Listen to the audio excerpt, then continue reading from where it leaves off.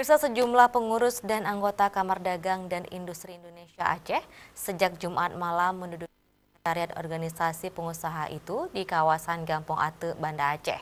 Upaya ini dilakukan untuk mengamankan sekretariat agar tidak diakses untuk kepentingan kubu lain dalam organisasi payung para pengusaha tersebut. Sejumlah pengurus Kadin Aceh yang hadir dalam pengambilan alih sekretariat itu antara lain Muhammad Mada, Iqbal Idris, Jailan Yakub, Indra Azmi, Muhammad Iqbal, dan Muntasir Hamid. Seperti diketahui, Kadin Aceh sedang dilanda konflik internal sejurus dengan berakhirnya kepemimpinan Firmandes yang telah menguasai organisasi tersebut selama 3 periode. Sejumlah pengurus mencium adanya upaya yang sedang dilakukan Firmandes untuk tetap menguasai Kadin dan telah menyiapkan tim suksesnya. Meski tak ada larangan untuk itu, namun cara-cara yang dilakukan Firmandes dinilai kerap mengangkangi prosedur organisasi, bahkan cenderung suka-suka.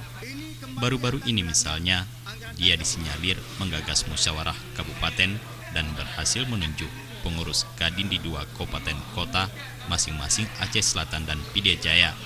Langkah ini diduga dilakukan untuk suksesi figur pengganti Firmandes ke depan. Basis suara kabupaten menjadi penting agar rencana itu bisa berjalan lancar saat Musprov Kadin Aceh nantinya. Wakil Ketua Umum Kadin Aceh Muhammad Iqbal mengatakan, pada Juli 2018 lalu, Firmandes CS telah menetapkan steering komite dan organizing komite Musprov Kadin Aceh tanpa melibatkan pengurus lainnya. Rapat itu menunjuk Sulaiman Badai sebagai Ketua Steering Komite dan Fahrizal Murfi sebagai Ketua Organizing Komite. Fahrizal Murfi sendiri merupakan adik kandung Firmandes. Herannya hal itu dilakukan tanpa sepengetahuan pengurus lainnya. Tiba-tiba tersebar kabar bahwa Kadin Indonesia telah mengeluarkan SK Panitia Musprov Kadin Aceh tersebut. Kita hari ini sebenarnya hanya silaturahmi para pengusaha Aceh, baik yang ada di Banda Aceh, ada yang dari Sumatera Utara maupun pengusaha Aceh, ada yang dari Jakarta, yang menetap di Jakarta.